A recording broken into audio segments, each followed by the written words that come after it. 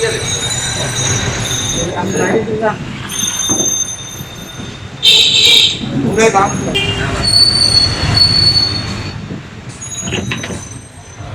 নড়বেন না, আমার ইয়ার জন্য তুমি আবার একটা ভিডিও করো না, মোবাইল রাখি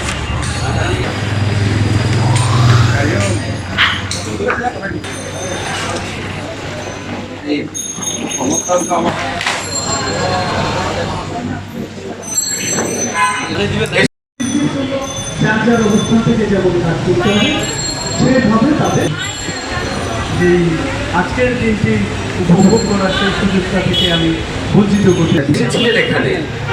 তিনি যখন রাজনীতি করতেন তার প্রচার প্রসারেই তিনি এসেছিলেন এই ফেনীতে খান বাহাদুর বদরুল সাহেবের এই জায়গায়।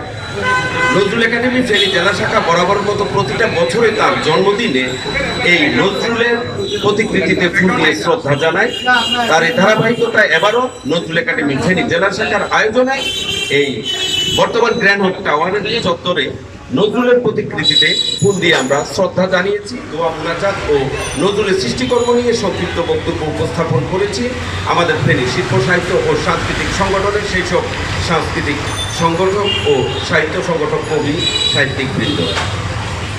পর্যায়ে চলে গেছি আজকের অনুষ্ঠানের ইতি টেনেই সাথে এক হয়ে এখনো তার ধারা বজায় রাখছেন সোনাগাজী নজরুল একাডেমির সভাপতি নুরুল আমিন পলাশ। প্রতি অনুষ্ঠানের ইতি টানার অনুভব করছে।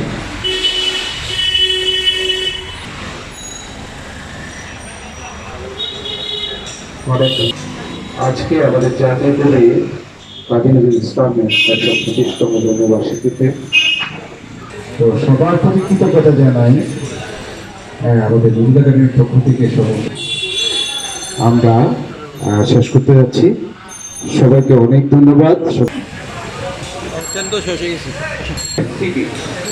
প্রথম পরিচয়ে নজরুল একাডেমির আয়োজনে ভারত জেলা শাখা আজীবন শরীফ ভূঁইয়াকে স্মরণ রাখবে, আমিও স্মরণ রাখবো। অনুরোধ করছি, এখানে আসার জন্য অনুরোধ করছি।